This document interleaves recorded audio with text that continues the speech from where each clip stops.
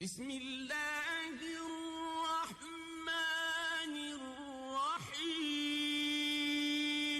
اعوذ باللہ من الشیطان الرجیم بسم اللہ الرحمن الرحیم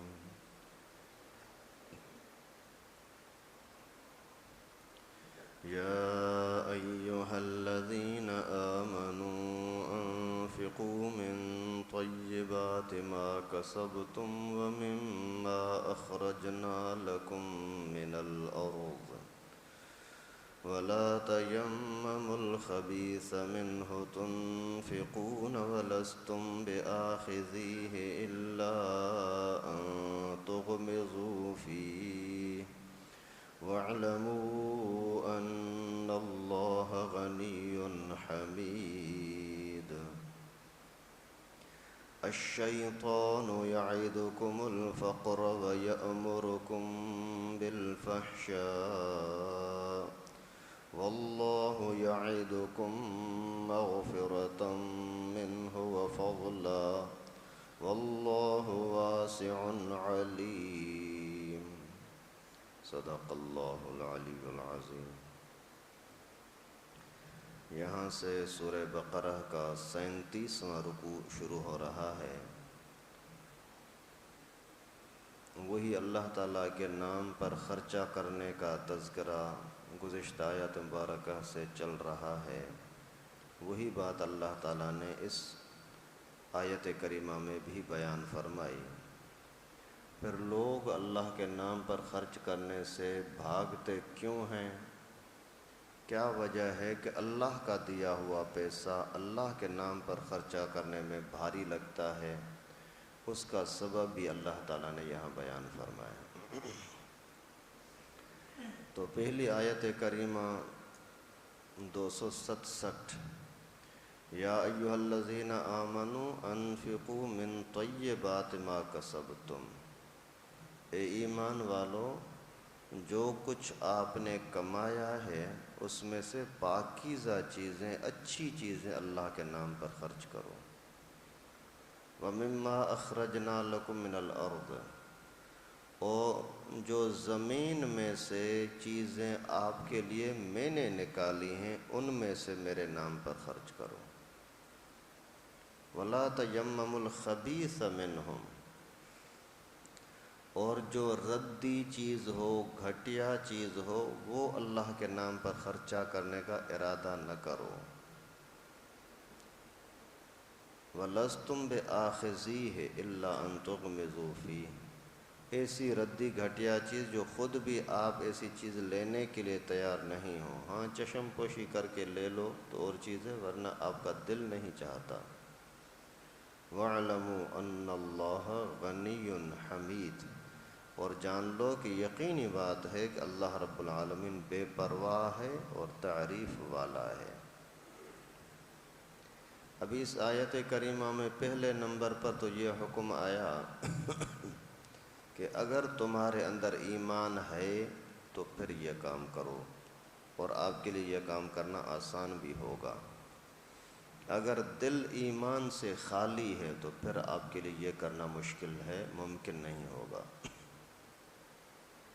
کیا یا ایھا الذین آمنوا انفقوا من طیبات ما کسبتم، جو کچھ آپ نے کمایا ہے، کسی بھی طرح سے کمایا ہو، مزدوری کر کے کمایا، دکانداری کے ذریعے سے کمایا، کمپنیاں چلا کر کے کمایا، اور کوئی بھی طریقہ آپ کے کمانے کا تھا، کسی بھی کمانے کے ذریعے سے آپ کے پاس پیسہ آیا، اس میں سے آپ اللہ کے نام پر خرچ کرو، لیکن اچھی چیزیں، گھٹیا چیزیں نہیں۔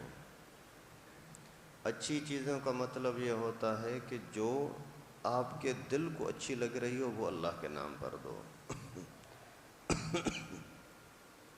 جیسے حضرت ابو طلحہ رضی اللہ تعالیٰ عنہ کا کیا ایک عمل ہے، اللہ رب العالمین نے آیت کریمہ نازل فرمائی، لن تنالوا البر حتى تنفقوا مما تحبون، جب تک اپنی پسندیدہ چیز اللہ کے نام پر خرچ نہیں کرو گے تب تک آپ نیکی کے حقدار نہیں ہو۔ اپنی پسندیدہ چیز۔ تو اس نے اپنی ملکیت پر، جائیداد پر نظر رکھی، میری محبوب چیز کون سی ہے؟ تو ایک بہت ہی قیمتی باغ تھا کھجور کا، اور بالکل مسجد نبوی کے سامنے تھا۔ ابھی تو جب آدمی باب فہد سے مسجد میں اندر داخل ہوتا ہے تو مین گیٹ سے تھوڑا سا اندر جائے گا تو وہاں ایک نشان لگا ہوا ہے، اسی باغ کا کنواں اسی جگہ پر تھا اس زمانے میں۔ تو جیسے یہ آیت کریمہ سنی تو آیا اللہ کے نبی کی خدمت میں، اللہ کے رسول، میرے نظر میں سب سے قیمتی محبوب جس کے ساتھ میری زیادہ محبت ہو وہ یہ باغ ہے، میں یہ اللہ کے نام پر دیتا ہوں۔ اللہ کے رسول صلی اللہ علیہ وسلم نے قبول فرما لیا۔ تو مقصد یہ ہے کہ جو پسندیدہ چیزیں ہوں وہ اللہ کے نام پر خرچ کریں۔ زیادہ تر ایسا ہوتا ہے کہ جو آدمی گھر کے اندر چیز کام کی نہیں ہوتی وہ اللہ کے نام پر دیتے ہیں۔ یہ کتنی بے سمجھی کی بات ہے، بے وقوفی کی بات ہے۔ وَمِمَّا أَخْرَجْنَا لَكُم مِّنَ الْأَرْضِ، اور جو کچھ ہم نے آپ کے لیے زمین سے میں نے نکالا ہے اس میں سے میرے نام پر کچھ دے دو۔ زمین سے جو کچھ نکلا ہے یہ اللہ کے نے نکالا ہے، آپ کے بس کی بات نہیں ہے۔ دیہاتی لوگ بڑے کنجوس ہوتے ہیں، شہری لوگ پھر بھی روزانہ ٹھوکریں کھاتے ہیں نا، کاروبار زیادہ مل گیا تو سمجھتے ابھی الحمدللہ بہت ہوا، دوسرے دن کم ہو گیا پھر مایوس ہو جاتے ہیں، پھر اپنے کاروبار کو کم ہونے سے بچانے کے لیے کچھ نہ کچھ صدقہ خیرات کرتے رہتے ہیں۔ یا پھر شہری ماحول کے اندر لوگ مولویوں کے پاس آتے جاتے ہیں، مسجدیں آباد ہیں، قرآن حدیث سنتے رہتے ہیں، اس وجہ سے ان کو احساس بھی ہوتا ہے۔ دیہاتی لوگوں کو کلمہ پڑھنا بھی نہیں آتا، اللہ معاف فرمائے، یہ حال ہے، یعنی ان کا دین سے دور ہونے کا نتیجہ۔ تو جو کلمہ پڑھنے کی اہمیت کو نہیں سمجھتے، نماز نہیں پڑھتے، وہ صدقہ کیا کریں گے، وہ خیرات کیا کریں گے؟ اپنا گھر بنانے کے لیے لاکھوں نے کروڑوں روپیہ لگا دیتے ہیں اور مسجد کے لیے 1000 روپیہ نہیں دیتے ہیں، 500 روپیہ نہیں دیتے ہیں۔ تو خیر، جب یہ گندم کا وقت آ جائے یا پھر چاول وغیرہ کا فصل تیار ہو، کوئی بھی اس طرح سے زمین کی نعمتیں نکلیں، ان میں سے ان کو بولو بھائی آپ کو 100 من اللہ نے دیے ہیں، 200 من اللہ نے آپ کو دیے ہیں، اس میں سے آدھا من اللہ کے نام پر دے دو، مسجد میں دے دو، مدرسے میں دے دو۔ نہیں دیتے، حالانکہ یہ فرض ہے، جو کچھ زمین سے جتنا کچھ نکلے اس میں سے کچھ نہ کچھ حصہ اللہ کے نام پر دینا فرض عین ہے۔ کتنا دیا جائے گا؟ وہ زمین مختلف قسم کی ہوتی ہے، کچھ زمینوں میں محنت زیادہ ہوتی ہے، پانی دور دور سے کہیں سے کھینچ کر کے لانا پڑتا ہے تکلیفوں کے ذریعے سے یا ٹیوب ویل کے ذریعے سے، تو اس کے اندر یہ زکوٰۃ کم ہوتی ہے، اور جو محنت کے ذریعے، بغیر محنت کے آسانی سے بارش کے ذریعے سے وہ فصل تیار ہو گیا، اس میں پھر عشر ہوتا ہے۔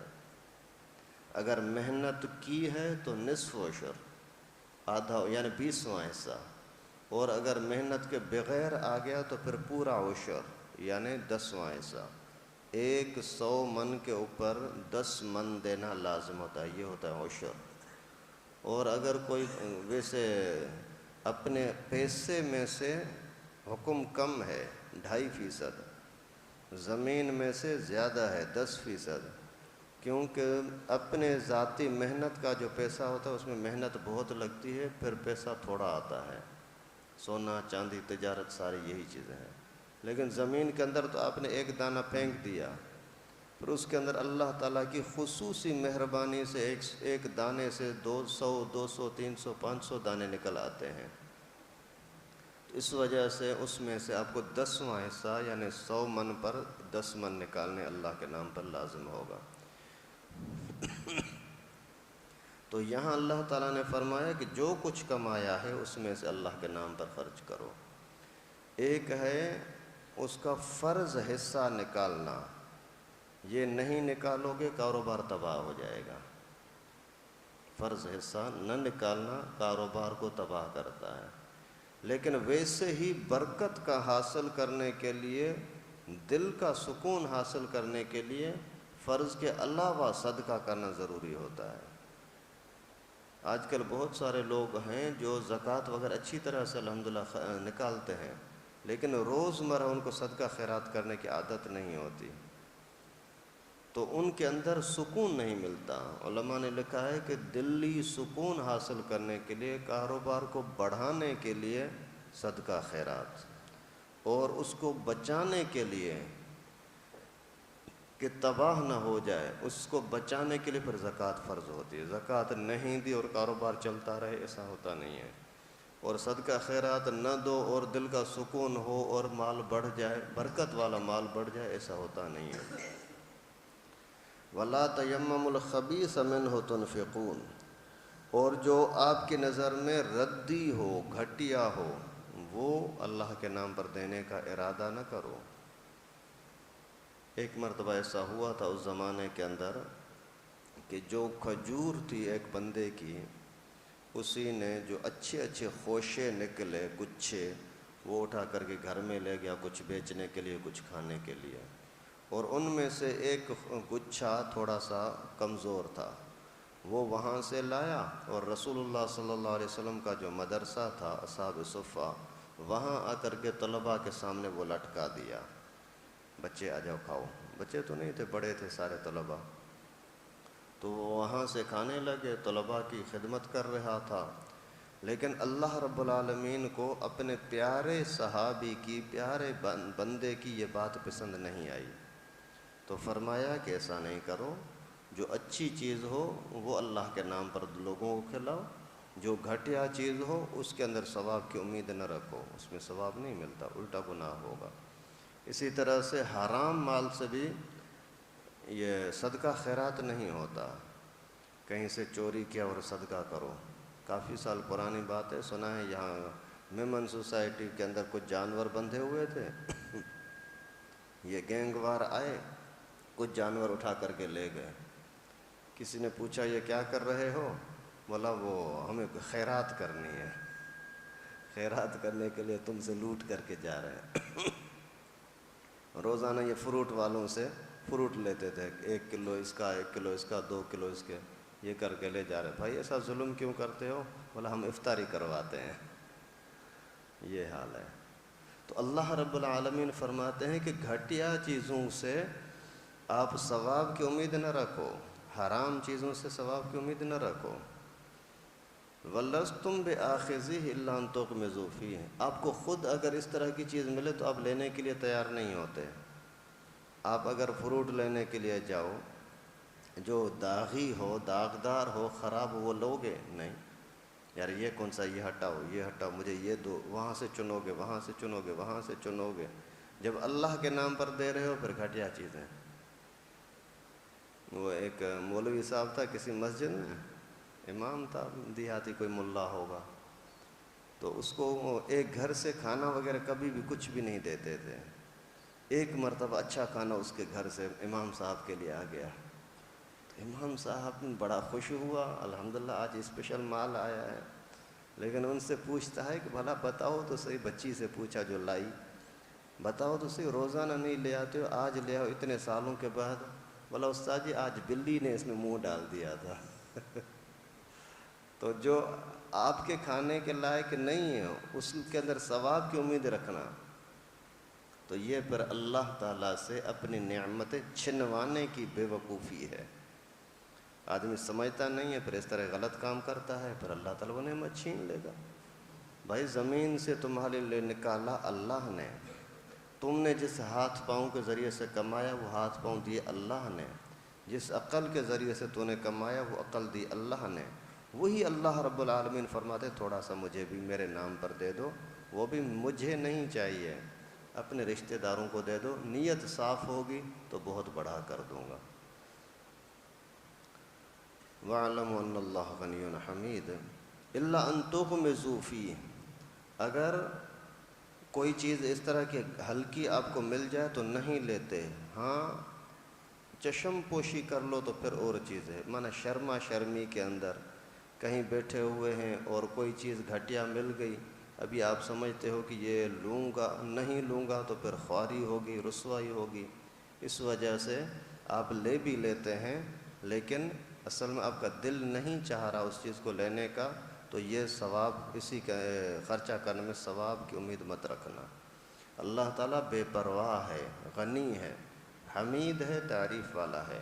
اللہ تعالیٰ کو تمہاری چیزوں کی ضرورت نہیں ہے، تمہیں اللہ کی نعمت کی ضرورت ہے، اور اللہ تعالیٰ کی تعریف ویسے ہی ہے، تم کرو نہ کرو۔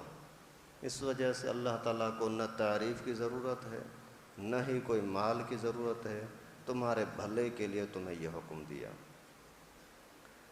اگلی آیت میں پھر انسان کے خرچہ کرنے سے بھاگنے کا سبب شیطان ہے، یہ انشاءاللہ اگلے درس میں آئے گا۔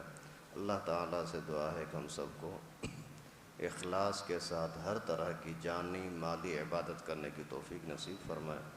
وآخر دعوانا ان الحمد للہ رب العالمین۔